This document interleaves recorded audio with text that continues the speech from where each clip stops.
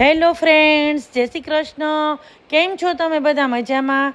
આશા રાખું છું કે તમે બધા મજામાં હશો. હવે જો દિવાળી આવે એટલે આપણે કામકાજ ન કરીએ ને તો દિવાળી લાગે નહીં.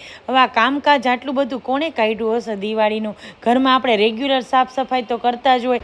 જો આજ આખો દિવસ આ કામકાજ રહ્યું, કબાટ સાફ કરવાનું ને આ જો બાઈ સાથે બેઠા છે. હવે સાંજે સરસ ફ્રેશ થઈને હું નીકળી ગઈ હતી ને આ જો રાજકોટનો ટ્રાફિક.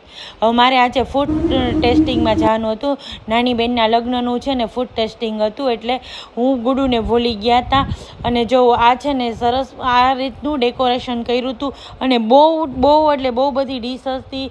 એમાં pizza, south Indian, Gujarati, sweets બધી હતી, ચાટ્સ બધા હતા, ડેઝર્ટ ને બહુ બધું હતું. અને લાઈવ કાઉન્ટર પણ એટલા જ હતા. તો આપણે ટેસ્ટ કરવાનું અને એ લોકોને આપણે કહેવાનું કે જો અમને આ ગમે છે, એટલે અમે આ પાર્ટી પ્લોટ રાખ્યો છે. અને આ સેફ્રોન કરીને કેટરિંગ છે એનું રાખ્યું છે. હવે જો હું છું, કૃતિ છે, જમાઈ છે અમારા, અને બીજા એક ફ્રેન્ડ સર્કલમાં હતા રિલેટિવ, એ પણ આવ્યા હતા. એટલે અમે 6-7 જણા ગયા હતા. અને આ રીતે જો ફૂડ ટેસ્ટિંગ કર્યું હતું બધું. એટલે બધું ખૂબ જ ટેસ્ટી હતું. હવે આપણે ચૂઝ કરીને કહેવાનું કે ભાઈ અમારે આ જોશે. હવે ત્યાંથી અમે નીકળી ગયા છીએ ઘરે આવવા માટે.